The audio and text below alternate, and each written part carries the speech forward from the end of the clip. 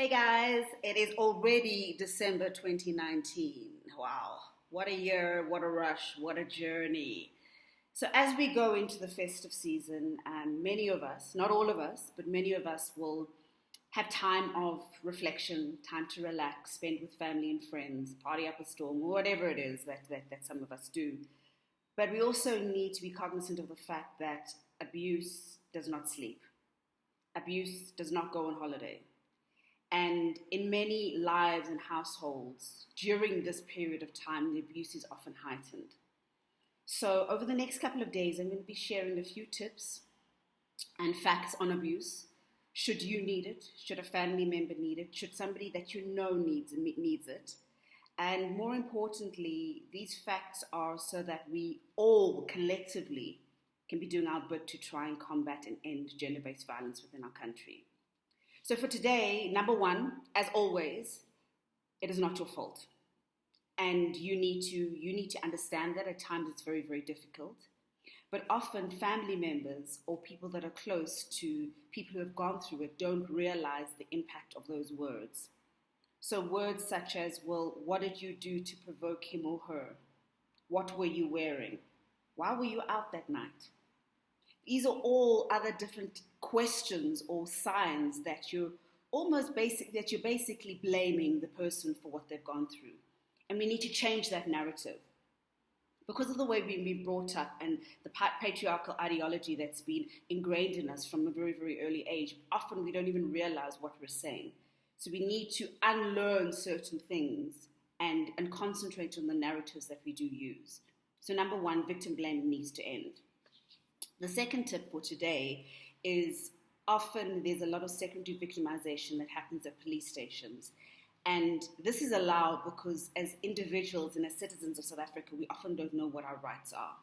So, number one, if you want to open up a case of harassment or get a protection order against somebody, and say, for instance, it happened in Pretoria, but you're in Durban, you have every single right to go into a police station in Durban, open up the case. It is then up to SAPS to then send the docket number to the police station in Pretoria where the crime took place. And I emphasize this because many times people do go into police stations and they're turned away because they've said, well, it's either happened too long ago. Time has no effect on when you want to open up a case, number one. Number two is that if you're not in the same province or vicinity where it happened, you still have the right to open up a case. And it is up to SAPS to then send that docket to the police station where the crime took place. Number three, with our police, not all, but many will then also ask the same questions as, well, where were you? Why were you there? What were you wearing? A very, very common one, well, he's your boyfriend. I'm sure you guys can sort it out. Remember, the police are policemen, they're not counselors. So when they want to bring you into a room and to discuss the matter, it's actually not their job. Their job is to open up a docket for you. And then the other point is, of course, then you'll get the secondary victimization of, well, what were you wearing? Were you drunk? Are you sure?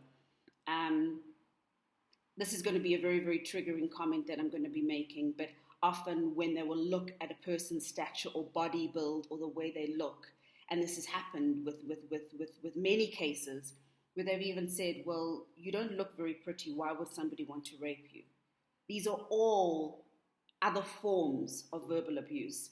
And if this does happen to you, I am sorry, but know that you have a right to report that police person, and then you also have a right to then open up a case against them and open up a case that you initially wanted to follow through. If you do need any other assistance, please go to the JOKO website, which is www.joko.co.za. If you are not only in Johannesburg, there's so many other organizations and shelters that you can then contact should you need assistance. And of course, a number that should be on everybody's fast dial and everyone's lips is the Department of Social Development Command Center number, and that is 0800 428 428. I'm going to repeat that, 0800 428 428. Otherwise, just go to the JOKO website. Guys, we will see you next year. Be safe, be strong, stand in who you are and what you believe in. and let's work collectively to end this.